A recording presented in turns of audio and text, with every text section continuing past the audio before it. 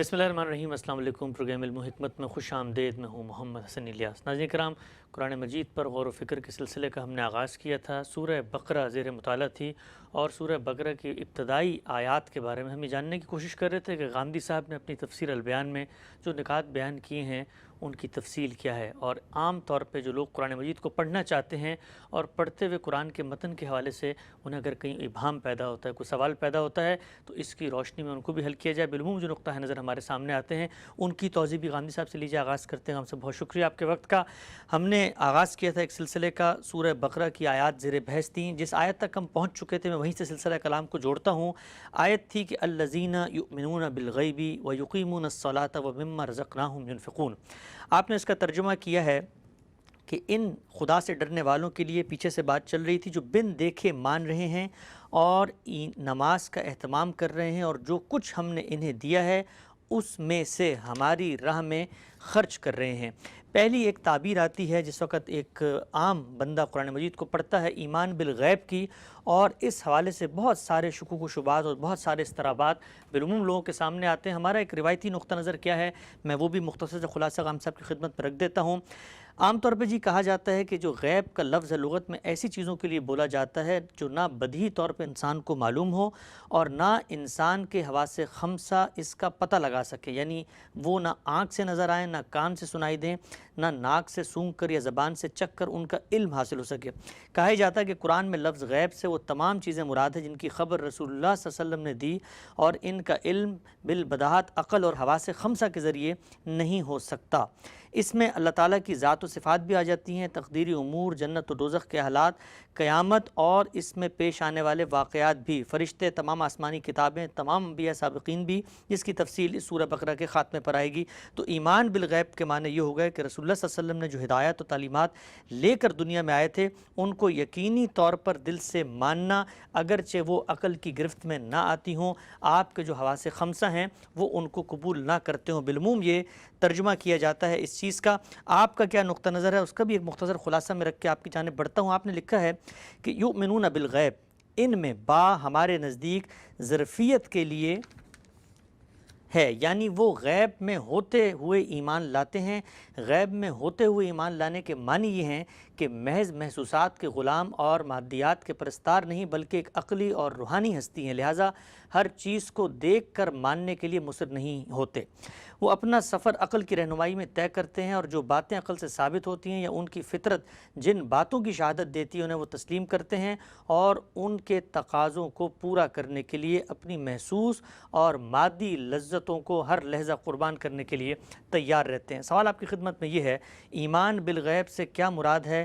دو نقطہ نظر ہیں، آپ نے ایک دوسرا نقطہ نظر اپنایا ہے، اس کی کیا وجہ ہے؟ اس کی وجہ بہت سادہ ہے، اور وہ یہ ہے کہ اس دنیا میں ہمیں جس امتحان میں ڈالا گیا ہے اس کی نوعیت بالکل وہی ہے۔ یعنی یوں نہیں ہے کہ اللہ تعالیٰ نے انسان کو اندھا بہرا پیدا کیا ہے اور اس کے بعد آسمان سے وحی آتی ہے اور وہ آ کر اسے کہتی ہے کہ تمہیں فلاں اور فلاں بات کو ماننا ہے۔ یعنی اگر آپ ایمان بالغیب کو اس معنی میں لیتے ہیں کہ غیب پر ایمان لاتے ہیں، یعنی غیب پر ایمان لانے کا مطلب یہ ہے کہ وہ نہ اپنے حواس سے کام لیتے ہیں نہ عقل سے کام لیتے ہیں، بس پیغمبر نے آ کے ان کو بتا دیا کہ کچھ چیزیں وہ ہیں جو تمہارے حواس سے ماوراء ہیں، تمہاری عقل سے ماوراء ہیں، تم کو انہیں ماننا ہے، اور وہ انہیں مان لیتے ہیں۔ عام طور پر لوگ اس کو اس طرح لیتے ہیں۔ تو یہ بتایا ہے میں نے یہاں پہ، اور استاذ امام نے بھی اپنی تفسیر تدبر قرآن میں اس کی بہت وضاحت کی ہے کہ یہاں اس معنی میں نہیں ہے۔ اس کا صحیح ترجمہ وہی ہے جو ہمارے ہاں بر صغیر میں شاہ عبد القادر نے کیا۔ اچھا، میں نے بھی اسی ترجمے کو اختیار کیا ہے، وہ بن دیکھے ایمان لاتے ہیں۔ یعنی اس دنیا میں ہمارے لیے علم کی کیا صورتیں ہیں ان پر ایک نظر ڈالنی چاہیے۔ علم کی ایک صورت جس کے بارے میں کسی زیادہ بحث کی گنجائش نہیں ہوتی وہ علم بالحواس ہے۔ یعنی اللہ تعالیٰ نے ہمیں آنکھیں دی ہیں، کان دیے ہیں، چھونے کے لیے ہاتھ دیے ہیں، بہت سی چیزیں ہیں کہ جن تک ہماری رسائی اس لحاظ سے براہ راست ہو جاتی ہے۔ یہ جو سائنسی علوم ہیں ان کی ایجادات سے کیا ہوا ہے، ہمارے حواس کی قوت بہت بڑھ گئی ہے۔ یعنی ہمارے کان ایک خاص حد تک سنتے تھے، اب ہم بہت دور کی آوازیں سن لیتے ہیں. ہماری آنکھیں ایک خاص حد تک دیکھتی تھیں، اب ہم نوری سالوں کے فاصلے پر دیکھنے کے قابل ہو گئے ہیں. تو ہمارے حواس کی قوت بہت بڑھ گئی ہے، اور اس قوت کو بڑھانے کا باعث کیا چیز بنی ہے؟ یعنی یوں نہیں ہے کہ انسان کے اندر کوئی تبدیلی آ گئی ہے، آلات ایجاد کر لیے گئے ہیں. یعنی وہ ذرائع پیدا ہو گئے ہیں کہ جن سے ہم اپنی رسائی بہت دور تک بڑھا لیتے ہیں. اصل کے لحاظ سے دیکھا جائے تو وہی علم بالحواس ہے. یعنی ہمیں جو چیزیں اللہ تعالیٰ نے عطا فرمائی ہیں اور قرآن میں اس کو بڑی نعمت قرار دیا ہے، یہ ہماری آنکھیں، یہ ہمارے کان، یہ ہماری سوچنے سمجھنے اور چیزوں کو اخذ کرنے کی صلاحیت. تو اگر آپ غور کریں تو اس کو ایک لفظ میں اس طرح ادا کیا جا سکتا ہے کہ ہمارے علم کا بہت بڑا حصہ ہمارے تجربے اور مشاہدے پر مبنی ہے. یعنی ہم چیزوں کو مشاہدے میں لاتے ہیں، جب وہ ہمارے مشاہدے میں آ جاتی ہیں اور پھر بار بار تجربے سے گزرتی ہیں تو وہ ہمارا علم بن جاتی ہیں. اسی کو آپ آگے بڑھ کے یوں کہتے ہیں کہ جب کچھ چیزیں ہمارے تجربے میں بار بار آتی ہیں تو پھر استقراء کے نتیجے میں، انڈکشن کے نتیجے میں وہ عالمگیر صداقتیں بھی بن جاتی ہیں.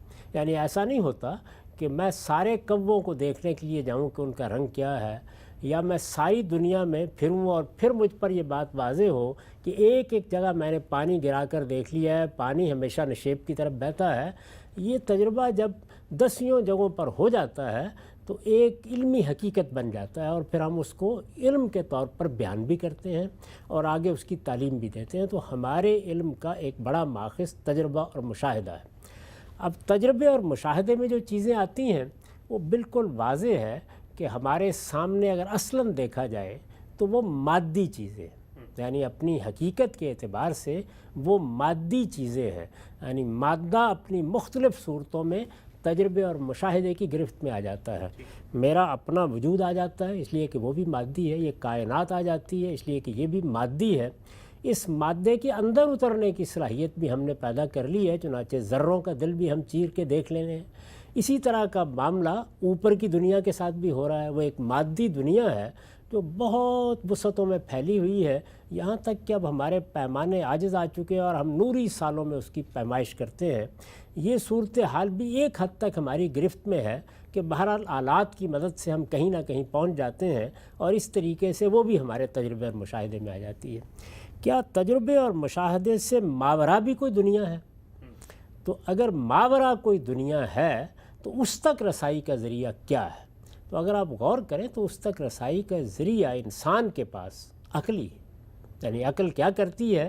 وہ یہ کرتی ہے کہ جو کچھ ہمارے تجربے اور مشاہدے میں آتا ہے اس کے لوازم کا ادراک کرنا شروع کر دیتی ہے. یعنی اگر یہ بات ہے اور ہم اس کو دیکھ رہے ہیں تو اس کے لازمی نتیجے کے طور پر یہ بھی ہونا چاہیے. مثلا یہ گویا کسی چیز کا تجزیہ ہے جو ہم جب آخری درجے میں کرتے ہیں تو پھر ہونا چاہیے کا ایک نتیجہ نکال لیتے ہیں. جیسے ایک بڑی مشہور مثال ہے کہ نیوٹن نے سیب کو نیچے گرتے ہوئے دیکھا تو توجہ ہوئی کہ چیزیں نیچے کی جانب گرتی ہیں. احساس ہوا کہ ہم اوپر کی طرف جاتے ہیں تو یہ ایک مشکل ہوتی ہے، ہم نیچے اتر رہے ہوتے ہیں تو اس میں آسانی ہوتی ہے. تو یہ چیزوں کا نیچے کی طرف گرنا یہ ظاہر ہے کہ تجربہ بھی ہے اور مشاہدہ بھی ہے. اب اس سے ایک نتیجہ نکالا گیا کہ کوئی قوت ہے جو اس کو کھینچتی ہے. اب ظاہر ہے کہ وہ قوت کوئی اساطیری قوت بھی ہو سکتی ہے، آپ عقلی لحاظ سے کوئی اندازہ بھی کر سکتے ہیں، لیکن یہ سب کچھ تو جواب ہے، وہ صحیح بھی ہو سکتا ہے، غلط بھی ہو سکتا ہے. یہ سوال عقل نے پیدا کر دیا ہے کہ کوئی قوت ہونی چاہیے جو چیزوں کو نیچے کی جانب کھینچے. قوت ہونی چاہیے، عقل ہمیشہ یہیں تک پہنچاتی ہے. یہ اس کے بس میں نہیں ہوتا کہ وہ آگے بڑھ کر تجربے اور مشاہدے کی جگہ لے لے. جو چیز تجربے اور مشاہدے سے ہم نے جاننی ہے وہ تو تجربے اور مشاہدے سے جانیں گے. کوئی چیز عین الیقین بنے گی تو وہ ہمارے تجربے اور مشاہدے میں آنے کے بعد ہی بنے گی، لیکن اس جگہ ہمیں عقل پہنچا دیتی ہے. اگر آپ غور کریں تو ہمارے جتنے مفروضے بنتے ہیں جن کی پھر ہم تحقیق کرتے ہیں، اسی طرح سے جتنے ہم نتائج نکالتے ہیں، جتنی چیزوں کو ہم اکٹھا کر کے ان کا کوئی نتیجہ اخذ کر لیتے ہیں، وہ سب ایک عقلی عمل ہوتا ہے.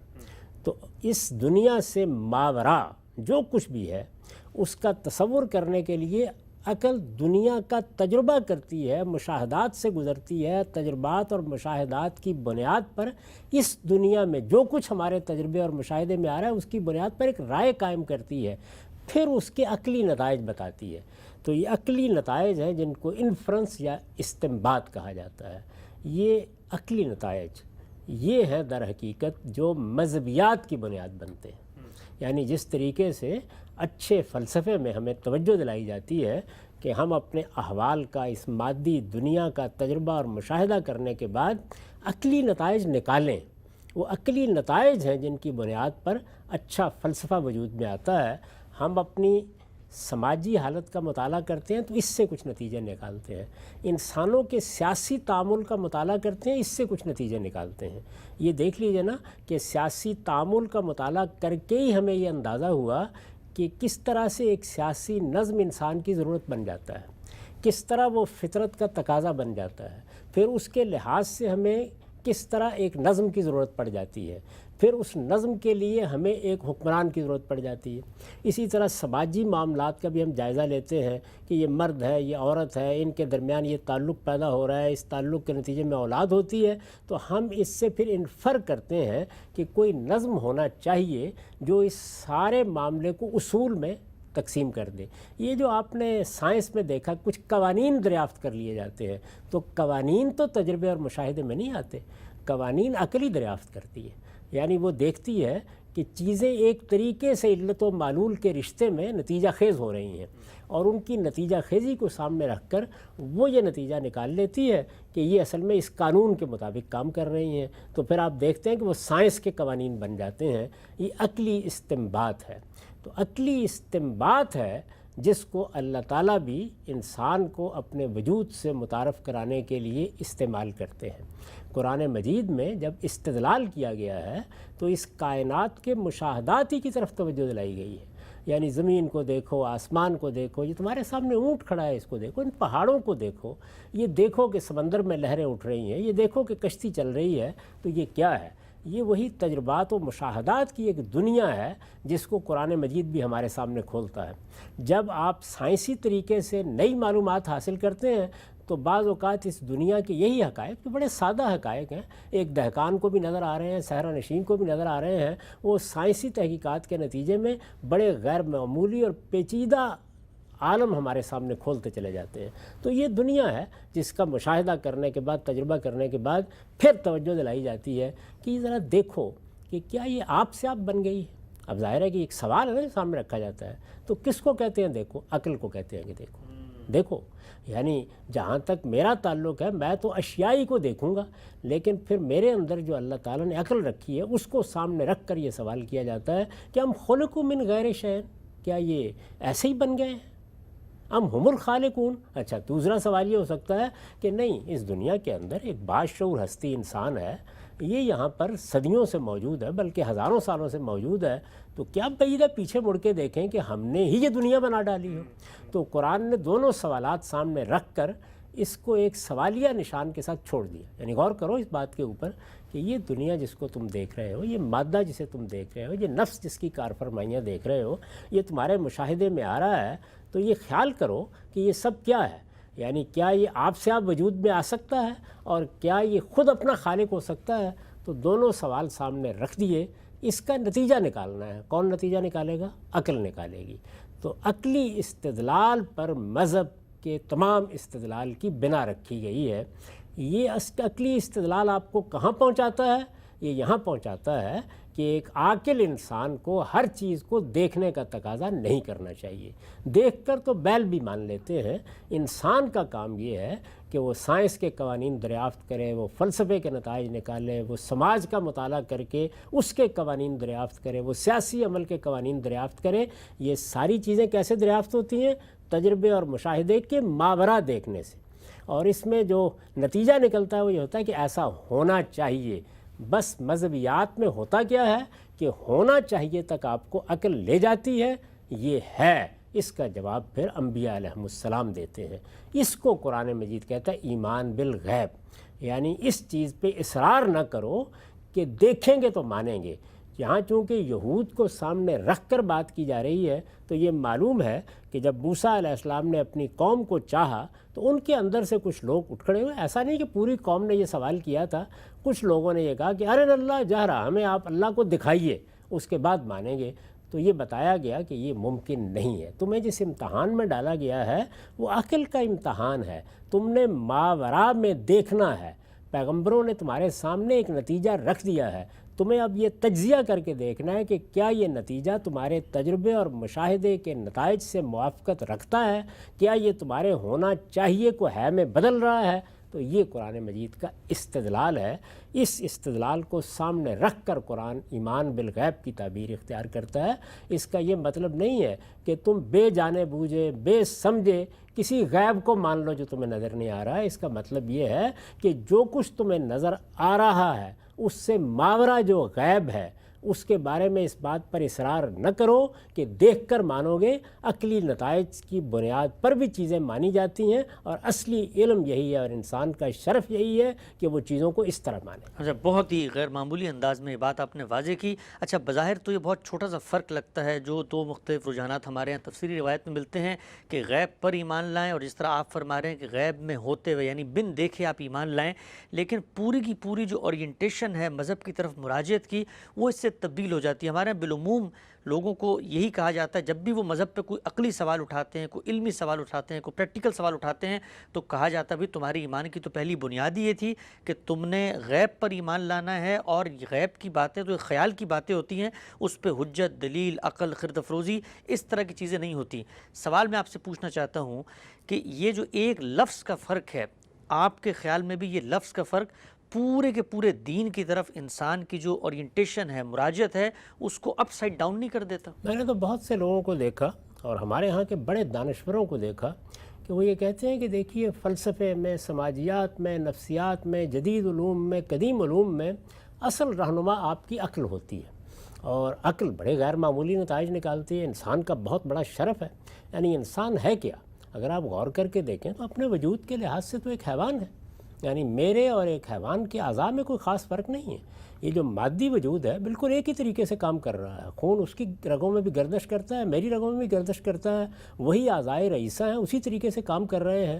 جو فرق واقع ہوتا ہے وہ اصل میں میرے وجود کے وہ امتیازات ہیں جس کو میں نے کئی مرتبہ واضح کیا ہے کہ میں ایک عقلی وجود ہوں.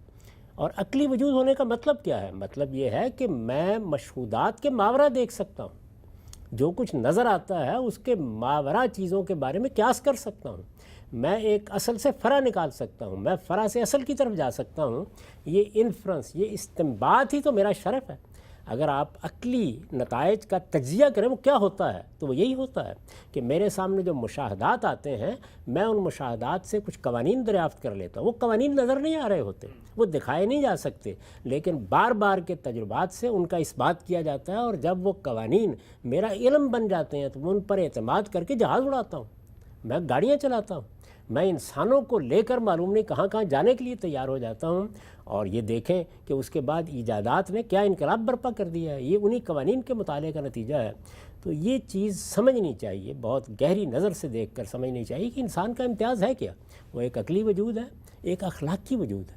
یعنی اس کو صرف یہ آنکھیں نہیں دی گئیں, ایک اندر کی آنکھ ہے, ایک حادثہ اخلاقی ہے جو چیزوں کے بارے میں فیصلہ کر رہا ہے کہ یہ چیز اچھی ہے اخلاقی لحاظ سے, یہ بری ہے اخلاقی لحاظ سے. اسی طرح سے انسان کے اندر ایک بڑی غیر معمولی چیز ہے وہ حصے جمالیات. یہ سارے فنون, یہ سارا حسن, یہ موسیقی, یہ شاعری, یہ مصوری, یہ ادب کہاں سے پیدا ہوتا ہے؟ یہ میری اسی حصے جمالیات سے پیدا ہوتا ہے. اگر آپ چاہیں کہ میں وہ حصہ آپ کو دکھاؤں, یعنی دیکھنے والی آنکھیں تو میں آپ کو دکھا سکتا ہوں لیکن وہ آپ کو میں دکھا نہیں سکتا. یہ میرے نفس کے اندر خصوصیات ہیں جو رکھ دی گئی ہیں. میرے باہر بھی کچھ حواس ہیں, میرے اندر بھی کچھ حواس ہیں, وہ میرا مطالعہ کرنے کی صلاحیت رکھتے ہیں. ایک میرا ظاہری مشاہدہ ہے جو مادی دنیا کو ہوتا ہے, ایک میرا باطنی مشاہدہ ہے جو میں اپنے باطن میں اور نفس میں کرتا ہوں. دونوں کے جو نتائج میرے سامنے آتے ہیں ان سے پھر میں انفر کرتا ہوں, چیزوں کو استنباط کرتا ہوں, میں نتائج نکالتا ہوں. اور وہ نتائج ایسے ہی ہوتے ہیں کہ یہ ہونا چاہیے, پھر ہونا چاہیے کو میں بہت سے تجربات کے بعد ہے میں بدل دیتا ہوں. یہی سائنس ہے. لیکن جس وقت مذہب آتا ہے تو وہ پیغمبروں کی ہدایت لے کر میرے اس ہونا چاہیے کو ہے میں بدلتا ہے. اور اللہ تعالیٰ نے یہ کام پہلے دن کر دیا تھا. ہمیں قرآن مجید میں پیغمبروں کے ذریعے سے یہ بتایا گیا ہے. اس کے نتیجے میں مذہب آخری درجے کی ایک عقلی چیز بن کے سامنے آتا ہے. یعنی اب آپ نے اس کو سمجھنا ہے, اب آپ نے اس کے استدلال کا جائزہ لینا ہے، اس کے ہے کو بھی ہونا چاہیے سے مقابل رکھ کے دیکھنا ہے۔ ان دونوں کی ہم آہنگی ہے جو آپ کو آخری درجے میں مطمئن کرتی ہے۔ جو تنقید کر رہا ہے قرآن مجید یؤمنون بالغیب کہہ کر، وہ صرف اس رویے پر کر رہا ہے کہ یہ انسانیت کے شرف کے خلاف ہے کہ تم ہر چیز کو دیکھنے کا تقاضا کرو۔ ٹھیک عامر صاحب، یہ بڑی ہی اہم بات آپ نے فرمائی۔ اچھا، ایک چیز کا میں آپ سے اظہار کرتا ہوں اس موقع پہ کہ ابھی جب آپ نے یہ بتایا یؤمنون بالغیب اور پس منظر بتایا، قرآن 1400 سال پہلے آئی ہوئی کتاب ہے، آپ یقین جانیں ایسا محسوس ہوا کہ یہ جو آج کل پورا کا پورا آپ اس کو کہہ سکتے ہیں پوسٹ ماڈرنزم یا الحاد یا یہ لوگوں کے مذہب پہ تشکیک کا رویہ ہوتا ہے، سب سے بڑا سوال ہی ہر جگہ پہ بچوں کو یہ سمجھایا جاتا ہے سارے لٹریچر میں کہ بھائی یہ لوگ اللہ کی بات کرتے ہیں، یہ کہاں ہے اللہ میں، یہ تو نظر ہی نہیں آتا۔ سائنس نے تو وہ جا کر جیمز ویب نے جا کر کائنات کے افق کی تصویریں لے لیں، تو خدا تو آج تک نہ یہ دکھا سکے نہ خدا کا مشاہدہ کروا سکے، ایک خیال، ایک تخیل، ایک کہانی کے اوپر مذہب کا ایمان۔ تو قرآن مجید ایک سوال جو آج پیدا ہوا اتنی تفصیل سے اس کا جواب دے رہا ہے اور 2 لفظوں میں جواب دے رہا ہے۔ ہم سب یہ قرآن کے اعجاز نہیں ہے کہ اس معاملے میں اس پہ کیا شبہ ہے؟ یہ حقیقت ہے کہ لوگ قرآن کے ذوق آشنا نہ ہو سکے۔ ہمارے ہاں خاص طور پر جن لوگوں کا فلسفے سے، سائنس سے، علوم سے اشتغال ہوتا ہے، وہ اگر اپنے خاص طریقوں سے اوپر اٹھ کر اس ادب پارے کا مطالعہ کریں تو انہیں اندازہ ہو کہ وہ چیزیں جن میں انسان نے معلوم نہیں کتنی صدیاں اپنی غارت کر دی ہیں، یہ 2 لفظوں میں ان کو کھول دیتا ہے، اور اس طرح آپ کو ایک ایسی جگہ کھڑا کر دیتا ہے کہ جہاں آپ محکم بنیادوں پر کھڑے ہو کر اپنا بھی جائزہ لے سکتے ہیں، کائنات کا بھی، اور آپ ان علوم کی بھی تشکیل نو کر سکتے ہیں جو سماجیات میں، نفسیات میں، اسی طرح دوسرے علوم میں آپ کے لیے اس وقت امتیاز بنے ہوئے ہیں۔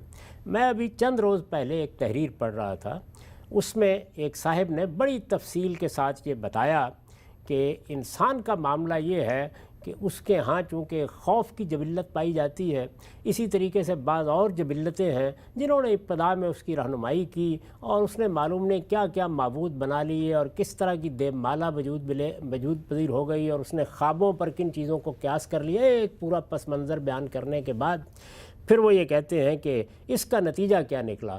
وہ یہ کہ انہی اساطیر سے انسان نے ابتدا کی، پھر اس کے بعد بتدریج یہ چیزیں اپنی حقیقت کھوتی چلی گئیں، یہاں تک کہ پھر یہ مذاہب جن کو ہم بیان کرتے ہیں یہ آ گئے اور انہوں نے آ کے کچھ زیادہ معقول باتیں کرنا شروع کر دیں۔ اب آپ جہاں کھڑے ہیں وہاں یہ بھی زیادہ عرصہ نہیں گزرے گا اساطیر ہی ثابت ہو جائیں گے۔ اب دلچسپ بات دیکھیے کہ اس میں تنقید کس چیز پہ ہو رہی ہے؟ تنقید اس بات پہ ہو رہی ہے کہ انسان نے اساطیر بنا لیے تھے اور یہ بتدریج ختم ہو گئے ہیں۔ یہ خود داستان کے انسان اس طریقے سے ان مراحل سے گزرا ہے، یہ واقعہ ہے، یہ تاریخی حقیقت ہے، اس کا مشاہدہ کیا گیا ہے، یہ خود ایک اساطیری داستان ہے، یعنی خود ایک طرح کے استنباطی ہے۔ یعنی آج کے زمانے میں یہ خود ایک اسطورہ بنا لیا گیا ہے کہ ایسے ہوا ہوگا۔ سوال یہ ہے کہ ایسے ہوا ہے، یہ تو نہیں دیکھا نا کسی نے، ایسے ہوا ہوگا تو کیا کیا گیا ہے؟ وہی جو مشاہدات ہو رہے ہیں، کہیں سے آپ کو کوئی ٹھیکریاں مل گئیں، کہیں سے ٹوٹا ہوا گھڑا مل گیا، کہیں سے آپ کو کوئی شہر مل گیا، کہیں سے کوئی کتبات مل گئے، ان سے آپ نے ایک داستان بنائی ہے۔ یعنی اگر آپ غور کر کے دیکھیں تو ان میں سے کوئی چیز بھی ہمارے براہ راست مشاہدے میں نہیں آئی، یہ داستان بنائی گئی اور بالکل ایک اسطورے کی طرح بنائی گئی ہے۔ اس کے بالکل برخلاف قرآن مجید ایک محکم ترین جگہ پر کھڑا ہو کے آپ کو یہ بتا رہا ہے کہ نہیں، کائنات کی ابتدا اس طرح نہیں ہوئی۔ کائنات کی ابتدا کے بعد بہت سے مراحل گزرے، پھر ہم نے انسان کو ان مراحل سے گزر کر بنایا، اور جب پہلے انسان کو ہم نے شعور بخشا اور اس کے اندر ہم نے وہ نفس ودیت کیا جو اس کی اصل شخصیت ہے، تو اس کے ساتھ ہی ہمارے الہام اور وحی نے جتنے ہونا چاہیے تھے، جن کا لازماً جواب اس کو ملنا چاہیے تھا، اس کا جواب دیا۔ اللہ تعالیٰ کا تعارف کرایا، انسان نے توحید سے ابتدا کی، اور پھر وہ یہ بتاتا ہے کہ انسان کو آپ جس طرح چاہیں حقیقت پر کھڑا کر دیں، اس کے باوصف جب زمانہ آگے گزرتا ہے تو امتداد زمانہ میں وہ بہت سی اپنے لیے غلط فہمیاں پیدا کر لیتا، بہت سے مغالطے پیدا کر لیتا ہے۔ تو یوں نہیں ہے کہ ابتدا اساطیر سے ہوئی ہے، یوں یہ ہے کہ توحید سے، روشنی سے، پیغمبروں کی تعلیمات سے ابتدا ہوئی، اور انسان اس کے باوجود اساطیر میں الجھا ہے۔ تو قرآن مجید نے اس ساری ترتیب کو الٹ کر بتایا ہے، اور یہ بتایا ہے کہ یہ دیکھیے کہ تجربے اور مشاہدے کی روشنی میں اگر اس کا جائزہ لیا جائے تو اس تعبیر کا ہم ہر روز مشاہدہ کرتے ہیں۔ اندازہ کریں کہ محمد الرسول اللہ علیہ وسلم تو تاریخ کی روشنی میں کھڑے ہیں، انہوں نے آ کے توحید کا سور پھونکا، لوگوں کو توحید کی دعوت دی. یہ کتاب توحید کی کتاب ہے. اس سے آج تک کوئی شخص شرک نہیں نکال سکا. اس کے باوصف مسلمانوں کے ہاں کون سی چیز ہے جو نہیں آ گئی؟ کون سے توہمات ہیں جو در نہیں آئے؟ کون سے مشرکانہ عقائد ہیں کہ جو شامل نہیں ہو گئے؟ یہ درست ہے کہ بہت روشنی میں کھڑے ہونے کی وجہ سے ہم اس درجے گمراہ نہیں ہوئے، لیکن گمراہیوں کی اقسام اگر آپ گنوانا چاہیں تو سب کی سب ہمارے ہاں بھی گنوا سکتے ہیں. تو اس کے بانی کیا ہوا؟ اس کے بانی یہ ہے کہ انسان روشنی سے ابتدا کر کے بھی اندھیروں میں جا سکتا ہے. لازم نہیں کہ اس کا سفر اندھیروں سے روشنی کی طرف ہو. دونوں چیزیں ہوتی ہیں. یہاں زوال بھی ہوتا ہے اور یہاں ارتقا بھی ہوتا ہے. تو قرآن مجید نے ایک بالکل دوسری تصویر ہمارے سامنے رکھی اور یہ بتایا کہ اس طرح یہ دنیا شروع نہیں. اس سے صرف مقصود یہ بتانا تھا کہ بعض اوقات ہم جس چیز کی تردید کر رہے ہوتے ہیں خود اسی کا ارتکاب بھی کر رہے ہوتے ہیں. بہت ہی یعنی اساطیر سے یہ کائنات شروع ہوئی ہے، یہ بجائے خود ایک اسطورہ ہے جب آپ اس کو بیان کرتے ہیں، اس لیے کہ یہ کوئی مشاہدے کی چیز ہی نہیں سرے سے. یہ آپ نے ماضی میں اتر کر کچھ اندازے لگائے ہیں اور ان سے ایک داستان بنا کے سنا دی ہے. اس داستان میں اور دیو مالا کی داستان میں اگر دیکھیں تو جوہری فرق کوئی بھی نہیں ہے، اس لیے کہ وہاں صرف کچھ ماورائی چیزوں کا تصور کیا گیا تو آپ اسے مذمت کی چیز قرار دے دیتے ہیں. اور یہاں چونکہ خود اس دنیا کے اندر انسان کے مشاہدات سے ایک اسطورہ بن گیا ہے تو آپ سمجھتے ہیں کہ آپ بڑے علم کی بات کر رہے ہیں. تو یہ انسان کے ساتھ معاملہ ہے. یہ کتاب کوئی معمولی کتاب نہیں ہے. ان کتاب از آسمان دیگر است. اگر ایک آدمی اس طرح کے علوم سے ذرا اوپر اٹھ کر یہاں پہنچ جائے کہ اچھا اس کائنات کا پروردگار اگر بتائے گا حقائق تو کس زبان میں بتائے گا، کس لہجے میں بتائے گا، تو پھر اس کو معلوم ہوگا کہ قرآن کیا کتاب ہے. ہم اصل میں عام کتابوں کے عادی ہوتے ہیں جن میں صغرا کبرا قائم کر کے نتائج نکالے جاتے ہیں. ہم سمجھتے ہیں کہ قرآن نے بھی ایسے ہی بات کرنی ہے. قرآن خدا کا کلام ہے، وہ خدائی لہجے ہی میں بات کرے. سبحان اللہ. ہم سے بڑی ہی اہم گفتگو آپ نے فرمائی. اچھا، یہ جو نقطہ بھی آپ نے پیش کیا ہے کہ یہ جو کچھ کہہ رہے ہوتے ہیں کہ مذہب تو ایک داستان، ایک خیال، ایک تخیل، ایک طرح کی کہانی ہی ہے. ان کا اپنا یہ دعویٰ تجربے، مشاہدے، علم اور عقل کے مسلمات میں نہیں بلکہ ایک طرح کی کہانی پہ ہوتا ہے. اچھا، وہ لوگ تو بسا اوقات مثلاً کوئی نہ کوئی جس کو آپ کہتے ہیں مادی شاہد بھی پیش کرتے ہیں. کوئی یہ آثار کا نمونہ ہے. اسی طریقے سے ہمارے یہاں پوری کی پوری سائنس بنی ہے کہ آپ قدیم زمین کو کھودتے ہیں، وہاں سے کچھ چیزیں ملتی ہیں، ان کا تجربہ، کاربن ڈیٹنگ. آپ نے ایک دفعہ مثال دی تھی، مجھے یاد آ رہی ہے کہ جس وقت یہ تو ہم سب جانتے ہیں کہ حرم کو اللہ نے توحید کا عالمی مرکز بنایا، اپنے پیغمبر امام الرسل کو وہاں پر ان کی اولاد کو آباد کیا، ایک پوری نسل وہاں سے جاری فرمائی. لیکن رسول اللہ صلی اللہ علیہ وسلم جب تشریف لائے تو اس وقت 300 سے زیادہ بت وہاں پہ پڑے ہوئے تھے. اب اگر رسول اللہ صلی اللہ علیہ وسلم کی موجودگی میں وہاں پہ سیلاب آتا اور سب کچھ بہہ جاتا تو آثار قدیمہ کے ماہرین تو آج وہاں سے بت نکال کے ہمیں کہہ رہے ہوتے تو شرک عالمی اڈا ہے. جی بالکل ایسے ہی بہت سے لوگ ہیں کہ جو ان بتوں کی وجہ سے آج بھی یہ داستان سناتے ہیں، یہ بتاتے ہیں کہ یہ کس طرح کا تیرتھ تھا. تو وجہ کیا ہے؟ وجہ وہی ہے کہ ایک پوری تاریخ، ایک مسلمہ تاریخ، ابراہیم نے یہ گھر بنایا، عربوں کے ہاں یہ اجماع اور تواتر سے منتقل ہو رہی تھی. اللہ کے پیغمبر نے آ کے اس کی بنیاد کے اوپر اس گھر کو پھر توحید کے مرکز کے طور پر بحال کیا. ان سارے حقائق کے باوجود یہ واقعہ ہے کہ اگر کہیں یہ آثار میں تبدیل ہو گیا ہوتا تو 2-4 بت وہاں سے دریافت ہو جاتے تو ہم اس سے یہی نتیجہ نکالیں. تو یہ کیا چیز ہے؟ یہ وہی چیز ہے کہ بہرحال آپ کو عقلی استنتاج ہی کرنا ہوتا ہے، عقلی استنباط ہی کرنا ہوتا ہے. وہ استنباط غلط بھی ہوتا ہے، وہ استنباط صحیح بھی ہوتا ہے. ہم جب اس کائنات کا مطالعہ کرتے ہیں تو بہت سی چیزوں کا استنباط کرتے ہیں اور استنباط کو کبھی ہے میں نہیں بدلنا چاہیے ورنہ وہ خود اسطورہ بن جاتا ہے. اس کو ہونا چاہیے پر رکھا جاتا ہے. اس کے بعد دیکھا جاتا ہے کہ وہ کیا شواہد ہیں جو اسے ہے میں بدلتے ہیں. اگر وہ مادی قوانین سے متعلق ہے تو ہمارا بار بار کا تجربہ اسے ہے میں بدل دیتا ہے اور پھر ان قوانین کو ہم ایک حقیقت مان کے اس پہ اعتماد کر رہے ہوتے ہیں. اور یہاں کیا ہے مذہبیات میں کہ اس ہونا چاہیے پر جہاں عقل نے ہمیں جا کر کھڑا کر دیا تھا وہاں اللہ کے پیغمبروں کی ہدایت موجود ہے. اور وہ یہ کہتے ہیں کہ جس چیز کو تم کہتے ہو کہ ہونی چاہیے وہ فی الواقع ہے. اس میں کوئی شبہ نہیں ہے کہ تم ایک خالق کی مخلوق ہو. وہ خالق یہ صفات رکھتا ہے، وہ تمہاری اس کائنات سے ماورا ہے، اس جیسی کوئی چیز نہیں ہے. اس میں قیاسات کے گھوڑے دوڑانے کی ضرورت نہیں. اس نے اپنا علم پیغمبروں کے ذریعے سے دیا ہے. اس کا صحیح تعارف حاصل کرو، صحیح معرفت حاصل کرو. اور یہ دنیا اپنے وجود میں عارضی ہے، اپنی ناتمامی کا مشاہدہ کرا رہی ہے. اس کے بعد وہ دنیا آنے والی ہے کہ جس میں اللہ تعالیٰ کی کامل حکمت کا ظہور ہوگا. یہاں جو چیزیں تم دیکھ رہے ہو وہ امتحان کے لیے ناقص رکھی گئی ہیں. ان تمام نقائص کو دور کر کے اس کی ناتمامی کو ختم کر کے وہ دنیا بنائی جانے والی ہے جو اس کائنات کے خالق کا ایک لحاظ سے انسانیت کے لیے اتمام نعمت کا معاملہ ہوگا۔ اس دنیا کی جد و جہد کرو، وہ موت کے بعد شروع ہونے والی ہے، اور اس دنیا میں خدا کے کامل عدل کا بھی ظہور ہو جائے گا۔ ٹھیک، اچھا ہم سے بھی بتائیے گا، ہمارے ہاں آج کل چونکہ بڑے پیمانے پر انٹرنیٹ آ گیا ہے، علم کی رسائی ہو گئی ہے، تو لوگ سائنس سے بھی اب زیادہ واقفیت رکھتے ہیں۔ ایک عام تاثر جو ہے کہ جی دنیا میں حقیقت کے ثبوت کے لیے تجربہ، مشاہدہ اور یہ جو آپ کے حواس ہیں ان کے ذریعے ٹینجیبل وجود کو آپ دریافت کر لیں، تب آپ اس کو حقیقی تصور یا وجود بتا سکتے ہیں۔ یہ جو استنباط ہے، انفرنس ہے، یہ جو ہماری سائنس ہے، کیا کہیں پر اس کی نفی کرتی ہے کہ استنباط، انفرنس، اس سے علم نہیں حاصل ہوتا؟ خود ہم دیکھتے ہیں سائنس کے میدان میں بہت ساری جو بنیادیں ہیں وہ اسی استنباط کے نتیجے میں پیدا ہوتی ہیں اور ایک جگہ پہ جا کے تجربہ مشاہدہ بن جاتی ہیں۔ یعنی استنباط کے بغیر تو کوئی نتیجہ نکالا ہی نہیں جا سکتا، یعنی محض تجربہ محض مشاہدہ کیا کرے گا؟ اصل میں ہوتا یوں ہے کہ سائنس میں ہم جس وقت کسی چیز کا استنباط کر لیتے ہیں تو ظاہر ہے کہ وہ استنباط ہونا چاہیے کہ درجے میں ایک مفروضے کو وجود بخشتا ہے۔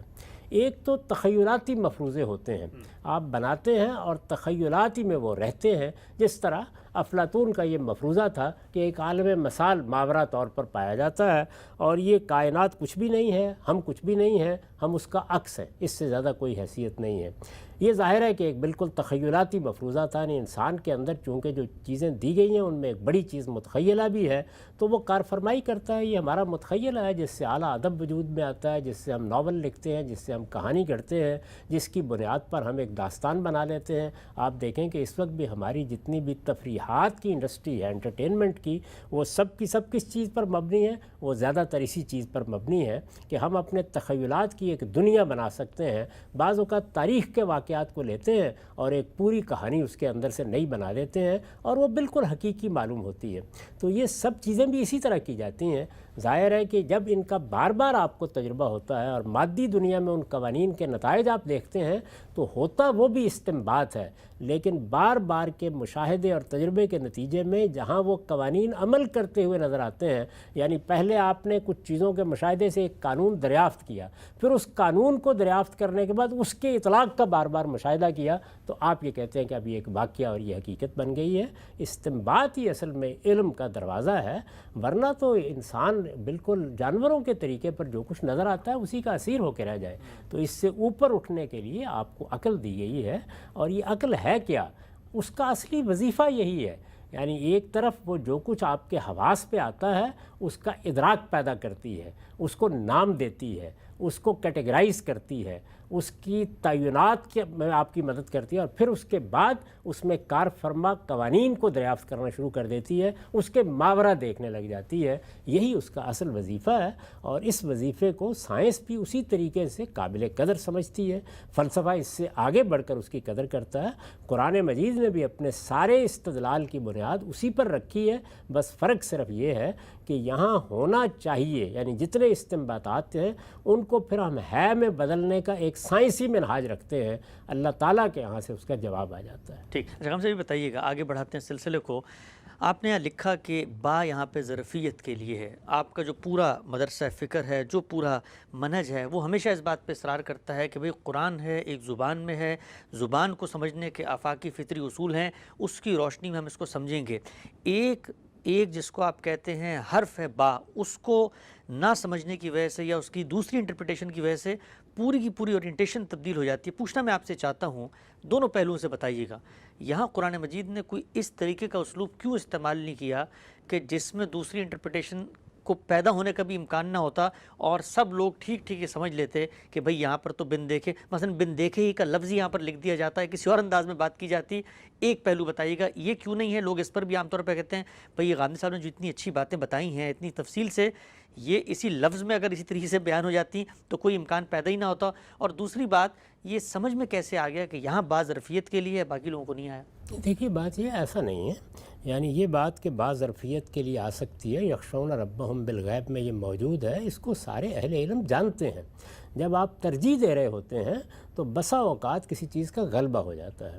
ایک زمانہ ایسا رہا ہے کہ جس میں ہمارے ہاں خود یہ تصور پیدا ہو گیا کہ مذہبیات کے معاملے میں بس یہ کافی ہے کہ پیغمبر نے کہہ دیا، اس کی خبر مل گئی، ہم نے اس کو مان لیا۔ تو ایک استدلال وجود میں آیا کہ پیغمبر جب آتے ہیں تو ان کو پہلے دیکھا جاتا ہے کہ وہ اگر مخبر صادق ہیں، ان کی سیرت، ان کا کردار، اس پہ ہم اعتماد کر لیتے ہیں تو یہ گویا ایک مخبر صادق کی خبر ہوتی ہے، اس وجہ سے اس کو مان لیا جاتا ہے۔ اس کا باہمی ریلیشن ہمارے عقلی استنتاج سے کیا ہے، اس کے بجائے ایک دوسرا طریقہ اختیار کیا گیا، اور جب دوسرا طریقہ اختیار کیا جاتا ہے تو اس کے پیچھے بھی کچھ استدلال ہوتا ہے، اس کو سامنے رکھ کر بعض آراء قائم کر لی جاتی ہیں۔ تو یوں نہیں ہے کہ ہمارے علم کے سامنے یہ دوسرا پہلو نہیں رہا۔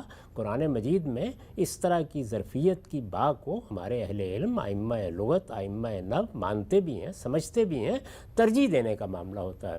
تو جب آپ ترجیح دیتے ہیں تو پھر آپ دیکھتے ہیں کہ مختلف جگہوں پر یہ اسلوب کیسے آیا ہے، یہاں اس کا محل کیا ہے، قرآن مجید کس بات کی دعوت دیتا ہے، انہی کی بنیاد پر ترجیح قائم کی جاتی ہے، اس کے دلائل بیان کر دیے جاتے ہیں۔ ہمارے ہاں بھی کوئی شخص اگر اس کی ترجیح کے دلائل دیکھنا چاہے تو میں دعوت دوں گا کہ وہ تدبر قرآن کا مطالعہ کرے، اس میں استاذ امام نے ترجیح کے دلائل بیان کر دیے ہیں کہ کیوں یہاں اس اسلوب کو ترجیح دی جا رہی ہے۔ یہ وہی ترجیح کا معاملہ ہے، ایسا نہیں کہ دوسری چیز غلط ٹھہرائی جا رہی ہے، یہاں کیا اسلوب اختیار کیا گیا ہے۔ جس طرح سے لغت میں آپ دیکھتے ہیں کہ ایک لفظ کے 2 3 4 معنی ہیں، ان میں سے ایک کا انتخاب کرتے ہیں، تو وہ ظاہر ہے اسی اصول پر کیا جاتا ہے کہ آپ لفظ کو دیکھتے ہیں، جملے کی تالیف کو دیکھتے ہیں، سیاق و سباق کو دیکھتے ہیں، کسی کتاب کے عرف کو دیکھتے ہیں، جو نتیجہ نکل رہا ہے اس کو سامنے رکھتے ہیں، اور ان کی بنیاد کے اوپر آپ اس کا ایک فہم ہے جس کو آپ منتقل کر دیتے ہیں۔ رہی یہ بات کہ جو لوگ مطالبہ کرتے ہیں عام طور پر، تو یہ بالکل غیر علمی رویہ ہے۔ دنیا میں جب بھی آپ کسی چیز کو بیان کریں گے تو ایک اسلوب آپ تجویز کریں گے، کوئی دوسرا سوال پیدا ہو جائے گا، دوسرا کریں گے تیسرا پیدا ہو جائے گا۔ تو جو اللہ تعالیٰ نے طریقہ اختیار کیا ہے وہ وہی ہے جو ہم سب انسان بھی اختیار کرتے ہیں، یعنی اعلیٰ کلام اپنے ادبی اسلوب میں، اس کے اندر حسن ہو، اس کے اندر جمال ہو، اس کے اندر جو الفاظ کا انتخاب کیا گیا ہے وہ اپنے اندر ایک خوبصورت آہنگ بھی رکھتا ہو، وہ ہمارے کانوں میں موسیقی کی طرح رس بھی گھولے، اور اس کے ساتھ اس کے اندر وضو بھی ہو۔ ان ساری چیزوں کو سامنے رکھ کے کلام کیا جاتا ہے، اس کے لحاظ سے الفاظ کا انتخاب کیا جاتا ہے، اور پھر انسان کو اس دنیا کے اندر علم اور تدبر کے امتحان سے بھی گزرنا ہے۔ لہذا جس طرح ہم باقی چیزوں کو سمجھتے ہیں اس کو بھی سمجھتے ہیں، اس طرح کا مطالبہ کسی کلام میں بھی کرنا صحیح نہیں ہوتا، ورنہ وہ ایک سپاٹ چیز بن کے رہ جاتی ہے۔ اعلیٰ ادب میں ہمیشہ بات ایسے ہی بیان کی جاتی ہے۔ ٹھیک، اچھا ہم سب آگے بڑھاتے ہیں۔ یہ بتائیے گا، ہم نے یہ بات جانی تھی کہ یہ جو پوری سورہ ہے ایک نئی امت کی تاسیس، اور بنی اسرائیل بالخصوص یہود جو وہاں پر آباد ہیں، ان کے جو توہمات، ان کے نظریات، اس سے دور رہ کر اس کی نفی کر کے ایک بندہ مومن میں کیا صفات پیدا ہونی چاہیے، اللہ تعالیٰ وہ بتا رہا ہے یہاں پر۔ اچھا یہاں پر جب کہا کہ بھائی تم بن دیکھے مانو، مسلمانوں کو کہا، تو ظاہری بات ہے گروہ موجود ہے جو اس سے برعکس مطالبہ کر رہا ہے، آگے ہم تفصیل سے اس کو پڑھیں گے بھی، ان کا استدلال بھی قرآن نقل کیا نر اللہ جہرا۔ یہ بتائیے گا، میں یہاں پوچھنا آپ سے چاہتا ہوں کہ یہ کیسے ہو سکتا ہے کہ ایک انسان کھڑا ہوا ہے، بنی اسرائیل میں سے ہے، اور خدا کی مائیت کا ظہور ہو چکا ہے، ایک پیغمبر آ چکا ہے، اس پیغمبر کے آنے کے بعد بھی وہ کیسے یہ مطالبہ کر رہا ہے کہ بھئی ہمیں تم دکھا دو، یعنی پیغمبر نے کے ساتھ تو خدا کی مائیت کا ظہور اس نے دیکھ لیا، تب بھی وہ خدا کو ماننے کا مطالبہ کر رہا ہے۔ تو اس سے مراد یہ ہے کہ آج بھی لوگ کہتے ہیں کہ آج پیغمبر نہیں ہے، تو پیغمبر آج بھی آ جائیں تو انسان وہی کام کرے گا جو موسیٰ علیہ السلام کی قوم نے کیا۔ اس میں کیا شبہ ہے؟ یعنی پیغمبر کے آنے کے بعد بھی اللہ تعالیٰ کو کشف حجاب نہیں کر دیتے، وہاں بھی اللہ تعالیٰ کی مائیت کا ظہور ہوتا ہے، تو کچھ نہ کچھ پردہ ہوتا ہے جس کو عقل ہی سے اٹھایا جاتا ہے۔ ہمیں جس امتحان میں ڈالا گیا ہے وہ یہ ہے ہی نہیں، پردے اٹھانا اگر مقصود ہو تو پھر امتحان کیا رہا؟ ہم علم کے امتحان میں بھی ہیں اور عمل کے امتحان میں بھی ہیں۔ علم کا امتحان کیا ہے؟ یعنی مشاہدے اور تجربے میں آنے والے حقائق سے ماورا دیکھو، ماورا دیکھو، یہ بڑا امتحان ہو جاتا اگر اس کا جواب ہمارے پاس نہ ہوتا۔ تو جواب دے کر کہا گیا ہے کہ سمجھو اس بات کو، اس دنیا کا مطالعہ کرو، اپنا مطالعہ کرو، اس کائنات کا مطالعہ کرو، اور پھر دیکھو کہ اس کے اندر سے کیا فی الواقع وہی حقائق پکار کرنی کہہ رہے ہیں کہ اس کا ایک خالق ہونا چاہیے، اور اس خالق کی دنیا کو لازماً اپنے اتمام کو پہنچنا چاہیے۔ یعنی یہ وہ چیز ہے کہ جس کو بنیاد بنا کر قرآن مجید یہ ساری بات کر رہا ہے۔ تو علم کے امتحان میں انسان کو ڈالا گیا ہے۔ علم کے امتحان میں آدمی کو یہ سمجھنا چاہیے کہ یہاں سارے پردے نہیں اٹھائے جا سکتے، اور عمل کا امتحان اس کے بعد شروع ہوتا ہے۔ دیکھیے وہاں بھی کیا ہے، آپ صحیح علم پر پہنچ جاتے ہیں، صحیح علم کے لحاظ سے آپ عمل کرتے ہیں۔ عمل سے یہ نہیں ہوتا کہ بالکل فارغ ہو کے آ جائے کہ برا عمل کرنے والا یہاں آخری برے نتیجے میں یا گڑھے میں گر جائے اور آپ کے لیے سرفرازی کا فیصلہ ہو جائے۔ تو نہ یہاں نتائج کے لحاظ سے عمل کشف حجاب کرتا ہے، نہ علم کشف حجاب کرتا ہے۔ پردے رہتے ہیں اور وہ رہنے چاہیے۔ یہ پردے ہی ہیں کہ جن کے ماورا دیکھنے کا امتحان ہے، جس میں انسان کو ڈالا گیا ہے۔ جو لوگ یہ مطالبہ کرتے ہیں وہ اصل میں امتحان کو قبول کرنے کے لیے تیار نہیں ہوتے۔ وہ یہ کہتے ہیں کہ ہمارے کان میں اللہ تعالیٰ خود آواز آئے اور وہ بتا دیں کہ یہ صحیح ہے، یہ غلط ہے، اس کو اختیار کرو، یہ نہ اختیار کرو۔ اور بہت سے لوگ آپ کو یہ کہیں گے یہ بات ایسے کیوں نہیں بیان کر دی گئی، ایسے کیوں نہیں بیان کر دی گئی، درا حالے کہ جو چیز وہ کہہ رہے ہوتے ہیں اگر ویسے بیان کر دی جائے تو پھر بھی ایک سوال پیدا ہو جائے گا۔ تو اس لیے اللہ تعالیٰ نے جو بہترین اسالیب ہے ان کو سامنے رکھ کر اپنے پیغمبروں کے ذریعے سے بات بتا دی، لیکن یہ نہیں کیا گیا کہ سارے پردے اٹھا دیے جائیں۔ چنانچہ بنی اسرائیل پیغمبروں کی اولاد ہیں، ایک غیر معمولی قوم ہے، اللہ کا انتخاب ہے، اس کے باوجود ان کے اندر بھی ہر طرح کے لوگ رہے۔ ہم ہیں، مسلمان ہیں، ہم نے آخری پیغمبر کی دعوت کو قبول کیا ہے، ہمارے اندر قرآن موجود ہے، ہمارے گھروں میں موجود ہے، اس کے ترجمے موجود ہیں، ہم اس کو پڑھ سکتے ہیں۔ اگر کوئی سچا طالب ہو تو اس کی زبان سیکھ سکتا ہے، براہ راست رسائی حاصل کر سکتا ہے، زندہ زبان میں ہے۔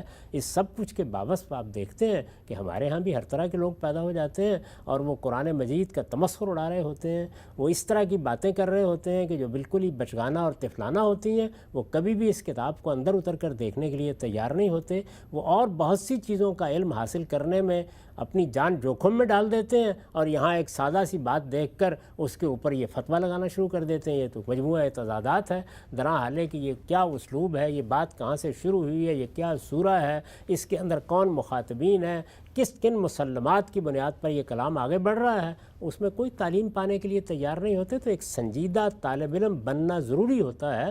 آپ جس علم کو بھی پڑھنا چاہتے ہیں ایسے ہی اس کے اندر اتر کر اس کو سمجھنا پڑتا ہے۔ یہ امتحان اللہ تعالیٰ نے دنیا میں بھی برپا کیا ہے۔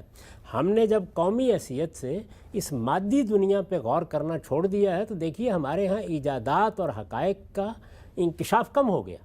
تو آپ جب یہ نہیں کریں گے تو اس کا نتیجہ نکلے گا۔ تو یہی معاملہ قرآن مجید کا ہے۔ اگر آپ اس کو اپنے فکر کا محور نہیں بنائیں گے، تدبر کا محور نہیں بنائیں گے، آپ کے ذہین لوگ اس میں ڈیرے نہیں ڈالیں گے تو وہاں بھی یہی صورتحال پیدا ہوگی۔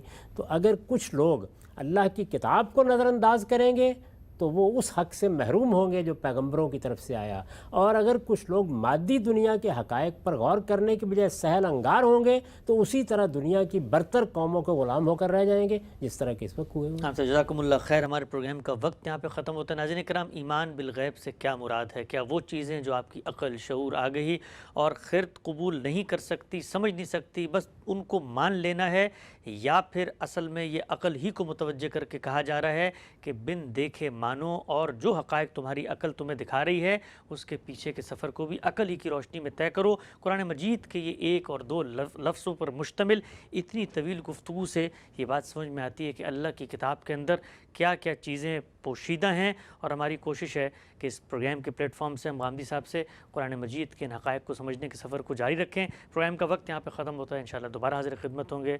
اب تک آپ کے وقت کا بہت شکریہ۔